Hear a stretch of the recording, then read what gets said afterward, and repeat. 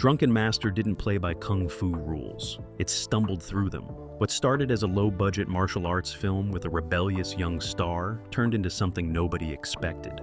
Jackie Chan broke his body, defied his director, and invented a fighting style that looked like a bar fight mixed with ballet. These are 20 weird facts about Drunken Master. And the bonus? The film that almost killed Jackie's career ended up saving it. Pour a drink. This gets messy. Number 1. Before Drunken Master, Jackie Chan was drowning, not in water, in failure. He'd been pushed as the next Bruce Lee, starring in serious kung fu films with stone-faced intensity and traditional choreography. The problem? Audiences didn't buy it. His movies flopped one after another. Studios lost faith. Directors stopped calling. By 1978, Chan was considered box office poison, a has-been at 24 years old. His contract with Lo Wei, a powerful Hong Kong director, felt like a prison sentence. Lo Wei wanted another Bruce Lee. He wanted scowls and nunchucks and righteous vengeance. But Chan wasn't that. He was light, playful, physical in ways that didn't fit the mold. And every time he tried to be someone else, the audience walked out. Then, Simon Yuen, a producer at Seasonal Films, saw something different. He didn't want Jackie to be Bruce Lee. He wanted Jackie to be Jackie. So, he pitched a wild idea. A martial arts comedy about a drunken beggar teaching a spoiled brat how to fight while intoxicated. It sounded insane. It sounded desperate. And Jackie, with nothing left to lose, said yes. That decision didn't just save his career. It invented a new genre. Number 2. The director didn't want Jackie Chan. Yuen Wu-ping had a vision for Drunken Master, and Jackie wasn't in it. Yuen came from a legendary martial arts family. His father, Simon Yuen, was cast as the Drunken Master himself, Beggar So. Yuen Wu-ping wanted discipline, precision, traditional kung fu technique executed with comedic timing. Jackie represented chaos. Yuen had heard the stories, Jackie improvising on set, Jackie arguing with directors, Jackie insisting on doing his own stunts no matter how dangerous. Yuen didn't want a star, he wanted someone controllable, but the studio overruled him. Jackie was cast, and from day one, the tension was thick. Yuen would choreograph a sequence down to every movement, every beat. Then Jackie would arrive and suggest changes. What if I fall here? What if I use this prop? What if we make it funnier? Yuen hated it. He saw it as disrespect, as ego, but Jackie wasn't trying to undermine him. He was trying to survive. Because he knew if this movie failed like all the others, he was done. So he pushed, he tested, he broke the choreography and rebuilt it in real time. And Yuen, he resisted every step of the way until he saw the dailies. Then, everything changed. Because what Jackie was creating on screen wasn't just martial arts, it was art. Number 3. Simon Yuen wasn't acting. The legendary martial artist who played Beggar So, Jackie's Drunken Master teacher, showed up to set already tipsy most days. It wasn't method acting, it was just Simon being Simon. He'd arrive in the morning with a flask, take a few swigs between takes, and deliver his lines with that perfect mix of wisdom and wobble. Some days he'd forget his blocking. Other days he'd improvise entire monologues that weren't in the script. Jackie later admitted he never knew what Simon was going to do next. In one scene, Simon was supposed to gently tap Jackie on the head. Instead, he whacked him hard enough to leave a bruise. The camera kept rolling, Jackie kept acting. And that unpredictability, that genuine looseness, became the soul of the film.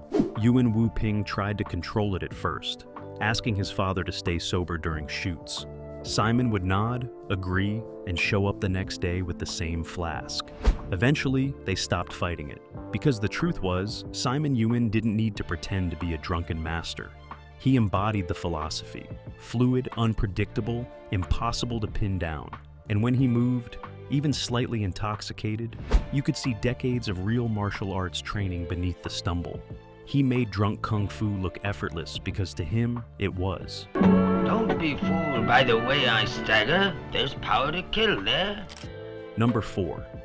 Jackie Chan nearly went blind making this movie. During one of the training sequences, Jackie had to perform a handstand while Beggar So poured wine into his mouth. Simple concept, brutal execution. The scene required Jackie to hold the handstand for extended periods while liquid poured down toward his eyes. Take after take, wine splashed into his face. It burned. It stung. His eyes turned bloodshot red. Between takes, Jackie would stumble off set, blinking furiously, barely able to see. The crew offered to use water instead. Jackie refused. He wanted authenticity. He wanted the audience to see real wine, real struggle, real training. So, they kept going. By the end of the day, Jackie's eyes were swollen nearly shut. A medic examined him and warned that continued exposure could cause serious damage. Jackie heard the warning, then he showed up the next morning ready to do it again. Because in his mind, this was the moment. If Drunken Master failed, his career was over anyway. So, what did it matter if he went blind trying? That desperation, that willingness to sacrifice everything, it's visible in every frame. You can see it in his eyes during those training montages.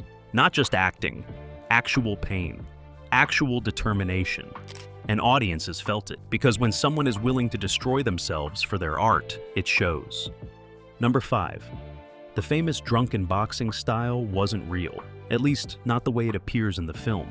Traditional Chinese martial arts do include a style called Zui Quan, or drunken fist, but it's a highly technical, deeply rooted discipline that takes years to master.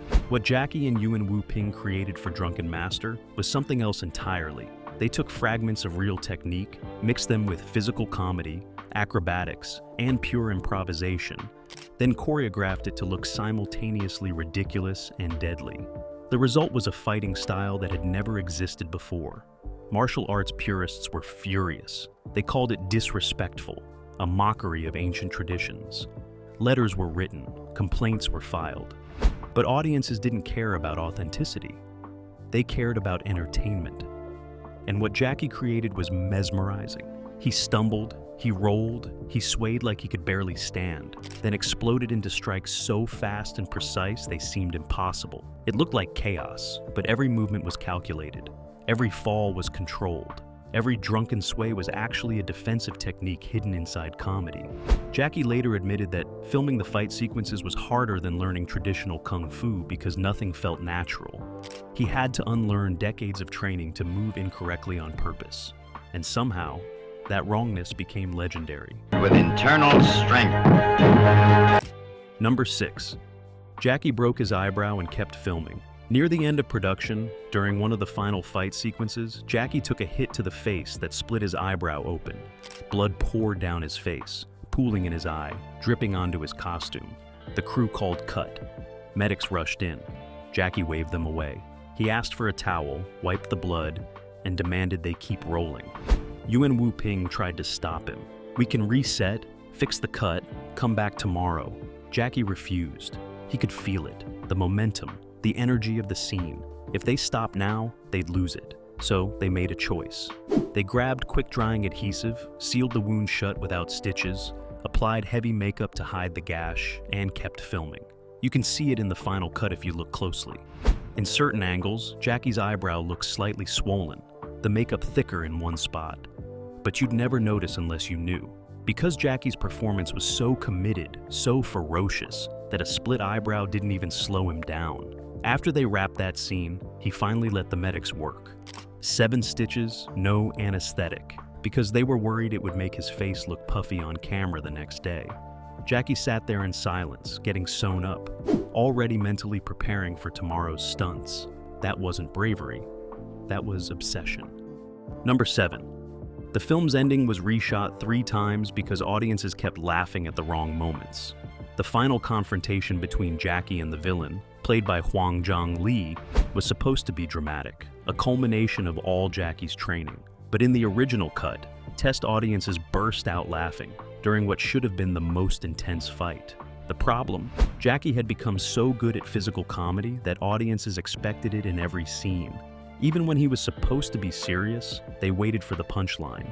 Yuen Wu-ping was baffled. He'd choreographed the fight to be brutal, showcasing real technique, but the audience wouldn't stop giggling.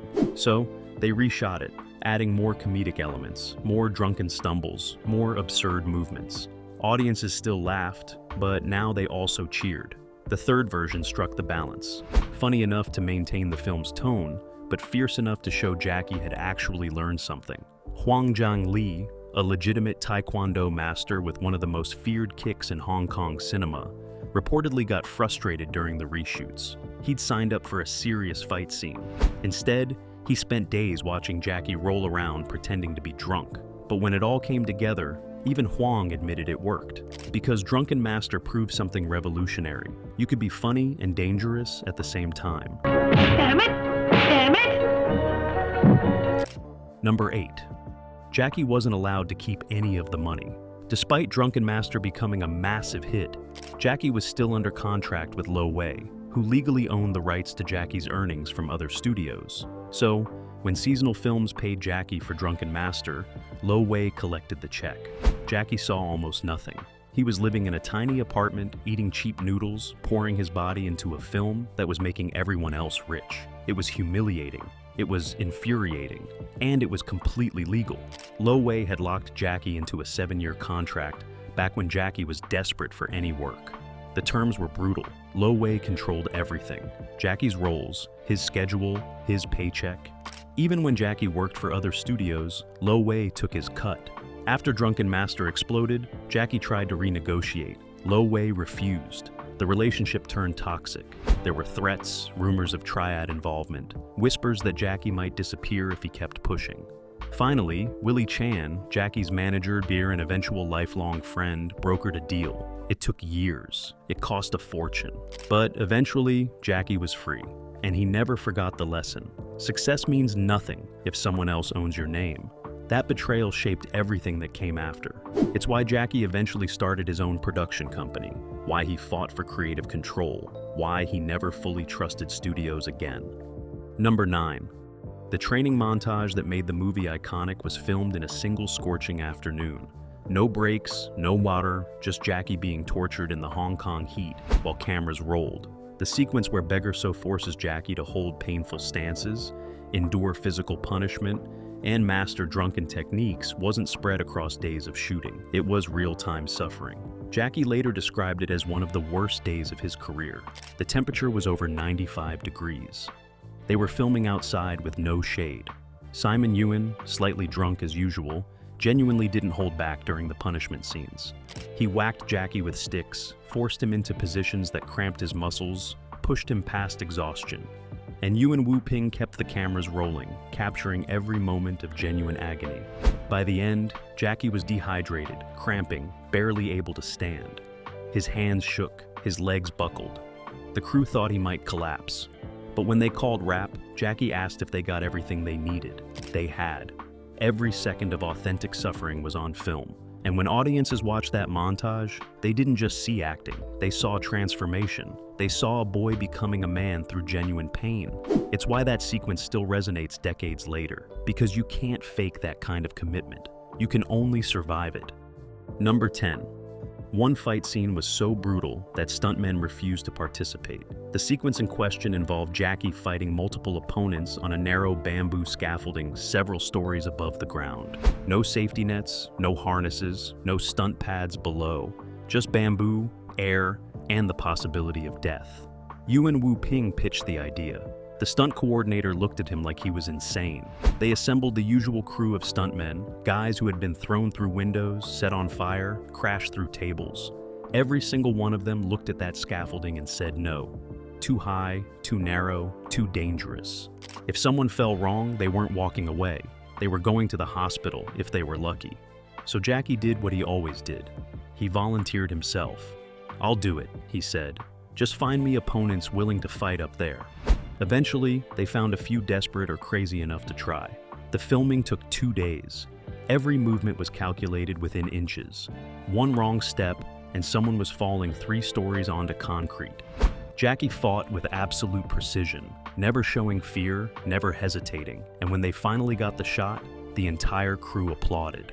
Not because it looked good, because everyone survived. That scene became legendary, not for the choreography, but for the sheer audacity of attempting it. Looking back, Jackie admitted it was stupid, reckless, the kind of stunt that could have ended everything.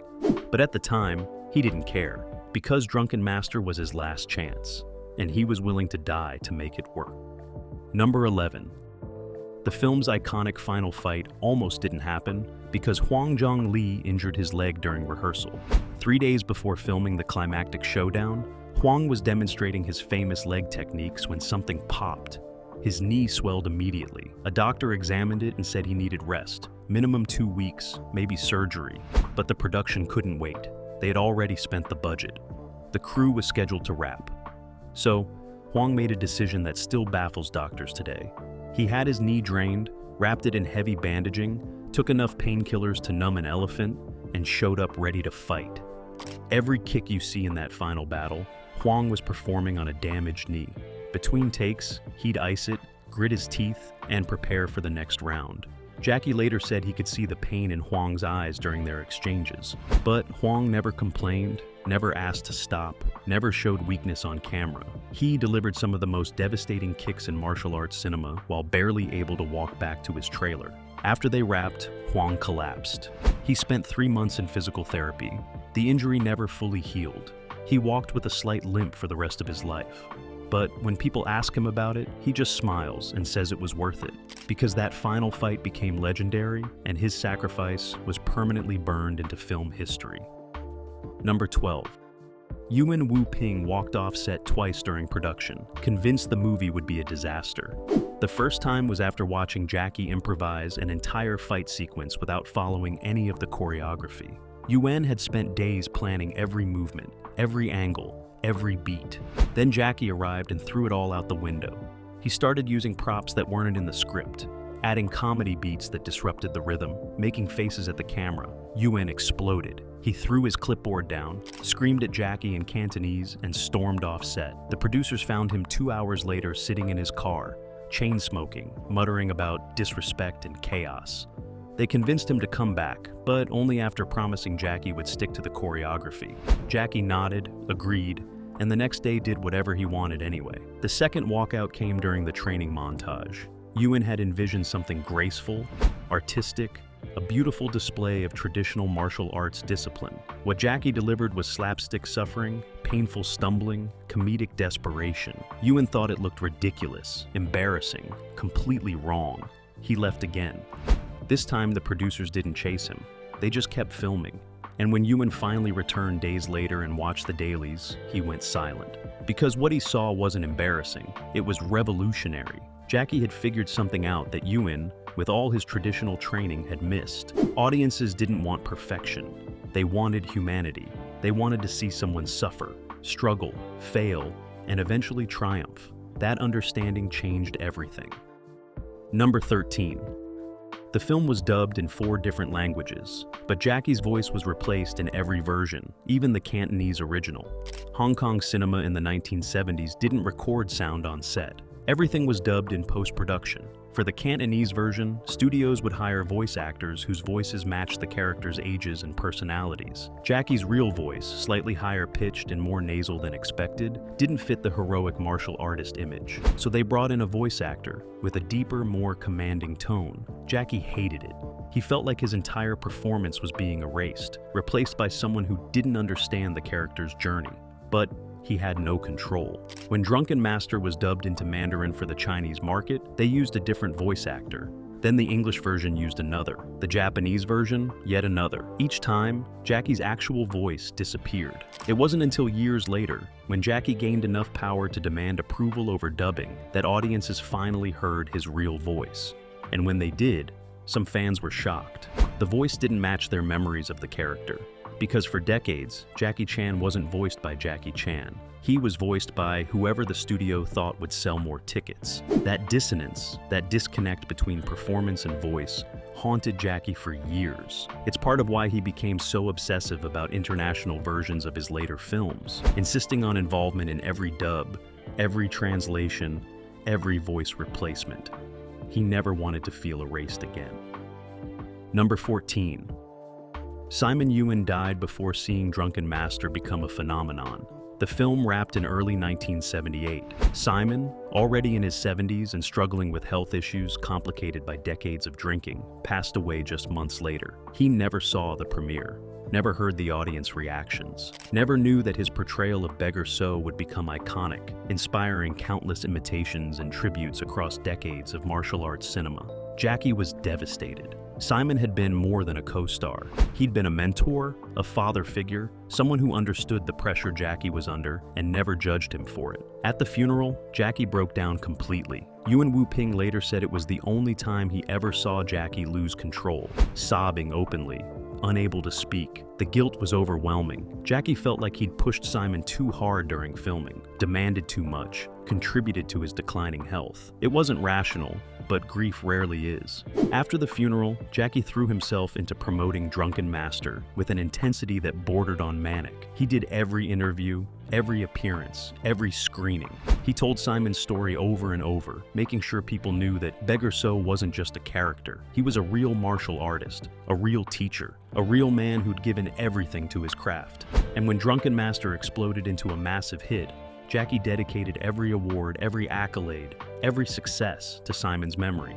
Because Simon never got to see it, but Jackie made sure everyone remembered who made it possible. Number 15. The film's success in Korea was so massive, it created diplomatic tension between Hong Kong and South Korea. When Drunken Master premiered in Seoul, it broke every box office record. Theaters ran it around the clock. Audiences watched it multiple times. Teenagers started imitating Jackie's movements on the streets, but the South Korean film industry panicked. They accused Hong Kong of cultural imperialism, of drowning out Korean cinema with cheap imports. Politicians got involved. Trade restrictions were proposed. At one point, there was serious discussion of banning Hong Kong martial arts films entirely. The controversy became front-page news. Korean directors organized protests. They argued that films like Drunken Master were destroying Korean cultural identity, turning their youth into mindless consumers of foreign entertainment. Jackie, caught in the middle, issued a statement expressing respect for Korean cinema and culture. It didn't help. The debate raged for months until finally, the market settled it. Audiences kept buying tickets to Drunken Master no matter what anyone said. Eventually, the protests faded, the politicians moved on, and Korean theaters kept showing the film. But the incident revealed something uncomfortable. Drunken Master wasn't just a movie. It was a cultural force powerful enough to threaten national film industries. And Jackie, whether he wanted it or not, had become the face of that force. Number 16. Jackie's fighting style in Drunken Master accidentally created a new form of physiotherapy. After the film's release, martial arts schools across Asia started teaching drunken boxing based on Jackie's movements. But something unexpected happened. Students who practiced these techniques, with their emphasis on rolling, falling, and unusual body positions, reported fewer injuries than traditional martial arts practitioners. Physical therapists took notice. They started analyzing the movements and realized that Drunken style's constant shifting of weight, emphasis on flexibility, and unconventional stances were actually therapeutic. The rolling reduced joint impact. The swaying improved balance. The irregular movement strengthened stabilizer muscles that traditional training ignored. Within a few years, modified versions of drunken boxing movements were being incorporated into rehabilitation programs across Asia. Patients recovering from knee surgeries, back injuries, and balance disorders were being taught techniques that Jackie had invented purely for entertainment. When Jackie learned about this years later, he was stunned. He'd nearly destroyed his body making Drunken Master. He'd pushed through pain, injury, and exhaustion to create movements that looked ridiculous on purpose. And somehow, accidentally, he'd contributed to medical science. Physical therapists still use modified drunken boxing techniques today, though most patients have no idea they're performing movements invented by Jackie Chan for a low-budget kung fu comedy in 1978. Number 17. The iconic training sequence where Jackie balances on poles while being hit with sticks wasn't choreographed. It was invented on the spot because the original scene wasn't working. Yuen Wu-ping had planned an elaborate training montage involving traditional martial arts equipment, carefully staged movements, and symbolic imagery. They shot it over 2 days. It looked professional, competent, completely forgettable. Yuen watched the footage and hated it. Too clean, too safe, too boring. But they had already spent the budget for that sequence. The producer said they'd have to use what they had. Jackie disagreed. He walked around the set looking for inspiration and spotted bamboo poles used for scaffolding. "What if I balance on those?" he suggested, "and Simon hits me while I'm trying not to fall?" Yuen thought it was stupid. The producers thought it was dangerous. The stunt coordinator thought it was impossible. Jackie climbed onto the poles anyway. They started filming, and what emerged was pure cinematic magic. The wobbling, the desperation, the genuine fear of falling, all captured in real time. Simon, slightly drunk as always, genuinely whacked Jackie with sticks while Jackie struggled to maintain balance. No safety equipment, no nets, just Jackie and bamboo poles and the constant threat of a broken bone. That improvised sequence, shot in a single afternoon with no planning, became the most memorable training scene in martial arts cinema because it was real. Every wobble, every hit, every moment of struggle was authentic, and audiences felt it. Number 18. Drunken Master was nearly banned in mainland China for promoting alcoholism and disrespecting traditional culture. When the film finally reached Chinese censors, they were horrified. The combination of a revered martial arts master being portrayed as a drunk, the comedic treatment of serious kung fu traditions, and the overall irreverent tone violated multiple censorship guidelines. They wrote a detailed report explaining why the film should never be shown in China. It promoted substance abuse. It mocked traditional culture. It presented martial arts as entertainment rather than discipline. The ban was prepared, ready to be implemented. Then something unexpected happened. A senior Communist Party official saw the film at a private screening and loved it. He argued that Drunken Master actually contained important moral lessons about humility, hard work, and respecting teachers. The drunkenness was just a teaching method, he claimed. The comedy made traditional culture accessible to young people. After intense debate, the censors reluctantly approved a limited release with heavy edits. Scenes emphasizing drinking were cut. Some comedic moments were removed, but enough remained that audiences could see what made the film special. And despite the censorship, despite the cuts, Drunken Master became an underground phenomenon in China. Bootleg copies circulated. Full versions were smuggled in from Hong Kong. People memorized the edited-out scenes from descriptions. Jackie became a folk hero, not despite the censorship, but because of it. Nothing makes a film more desirable than being told you can't watch it. Number 19. The final cut of Drunken Master was 23 minutes shorter than what Yuen Wu Ping originally filmed. The theatrical version runs about 111 minutes. The director's cut, which sat in vaults for decades, ran 134 minutes. What was cut? Entire subplots, character development scenes, dramatic moments that Yuen had fought to include. The studio wanted pure action and comedy. Everything else was expendable. One removed subplot involved Jackie's character having a romance with a merchant's daughter. They had filmed beautiful scenes, tender moments that humanized the character beyond just kung fu comedy. All cut. Another removed section showed Beggar So's backstory, explaining how he became a drunken master. It added depth, tragedy, context.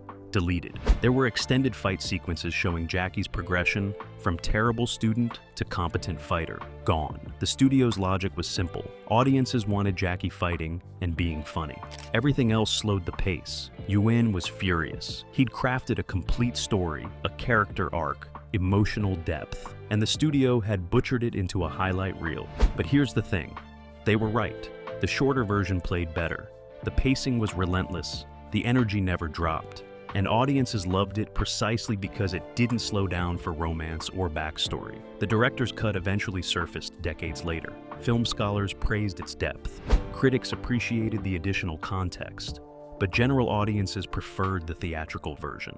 Sometimes less really is more. And sometimes the studio, despite being motivated purely by profit, accidentally makes the right creative decision. Number 20. Jackie Chan tried to retire after Drunken Master's success. The film made him a star, gave him everything he'd fought for, and nearly killed him in the process. After filming wrapped, Jackie was hospitalized for exhaustion, dehydration, and multiple injuries he'd been hiding from the crew. Doctors told him if he kept making movies this way, he wouldn't live to 40. He was 24 years old. Jackie went home, looked at himself in the mirror, and saw someone he didn't recognize. Bruises everywhere, scars on his face, his hands shaking from nerve damage. He'd achieved his dream and destroyed himself doing it. So, he announced his retirement. He told his manager Willie Chan he was done. He'd make enough money from Drunken Master to live comfortably. He could open a school, teach martial arts, live quietly. Willie listened patiently, then said 4 words that changed everything. "You'll be bored instantly." And Willie was right. Jackie tried retirement for exactly 3 weeks. He went crazy. He couldn't sit still, couldn't stop thinking about stunts, about films, about pushing boundaries. The injuries healed enough that he started training again. The pain faded, but the hunger remained. When director Yuen Wu-ping called with an offer to make Drunken Master 2, Jackie's response was immediate. "When do we start?" Because Jackie had learned something about himself making Drunken Master. He wasn't addicted to success or fame or money. He was addicted to the work, to the pain, to pushing his body past limits that terrified everyone around him. And that addiction would define the rest of his career. Bonus fact: Golden Harvest, Hong Kong's biggest distributor, saw Drunken Master and passed. Too silly, too cheap, too weird. Seasonal Films panicked. Without major distribution, the film was dead. They begged every distributor in Hong Kong until one tiny independent company agreed to 5 theaters, 2 weeks. If it flopped, straight to television. Opening weekend, lines wrapped around every theater. By Monday, it expanded to 20 screens, then 50, then everywhere. Golden Harvest tried buying it back, offering massive money. Too late. The little distributor that took the risk reaped everything. Sometimes the people who believe in you aren't the powerful ones. They're the desperate ones. Fighting, sometimes the underdog wobbles, stumbles, looks like they're about to fall, and then lands the knockout punch.